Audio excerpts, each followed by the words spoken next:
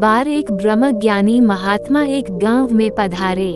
उनके दर्शन करने के लिए अनेक श्रद्धालु भगत पहुंच गए। महात्मा से उन सभी श्रद्धालु भक्त जनों ने ब्रह्मज्ञान की दीक्षा प्राप्त की। उन श्रद्धालु भक्त जनों में एक 80 वर्ष के बुजुर्ग भी थे। उन्होंने महात्मा से घर में चरण डालने के लिए विनती की। महात्मा ने कहा, अभी तो नहीं पर अगले साल इसी दिन जरूर आऊंगा। ऐसा आश्वासन उस बुजुर्ग को दिया। बूढ़े बाबा बहुत खुश हुए। देखते ही देखते वर्ष बीता और महात्मा उस बुजुर्ग के घर पधारे। महात्मा के आगमन से बूढ़े बाबा के हर्ष की सीमा न रही। उन्होंने स्वागत की सारी तैयारियां करके रखी थी।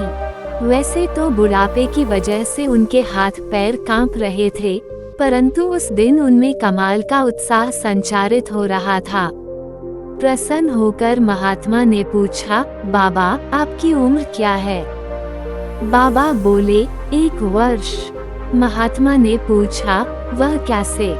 बाबा बोले, पूरी आयु मैंने मोह माया एवं प्रपंच में ही बिताई, परंतु 1 साल पहले आपने मुझे ब्रह्म ज्ञान देकर इससे मुक्त किया। मुझे नया जन्म मिला। जब तक मैं ईश्वर से दूर था, उतनी आयु मेरी व्यर्थ चली गई।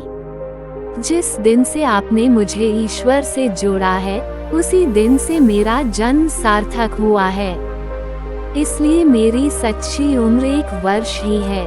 आगे बात बढ़ाते हुए महात्मा ने पूछा, बाबा आपके बच्चे कितने हैं?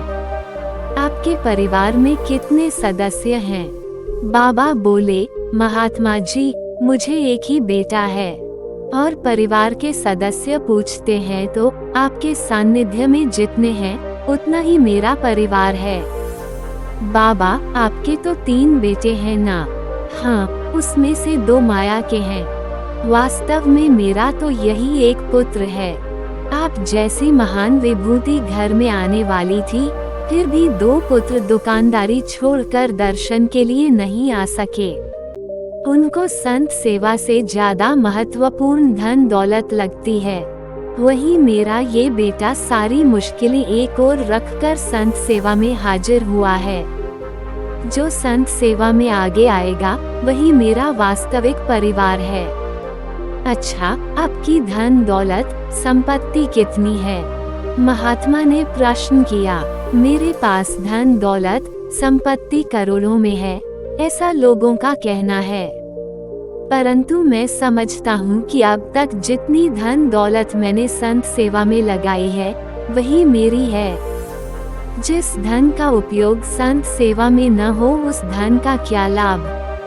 बूढ़े बाबा के ये विचार और उनकी समझ देखकर महात्मा बहुत प्रसन्न हुए। सच है कि वास्तविकता में बिना सद्गुरु के मिलन के सत्य असत्य की समझ नहीं आती। किसी योग्य और सही गुरु से दीक्षा पाने के बाद ही जीवन का सच्चा अर्थ समझ में आता है।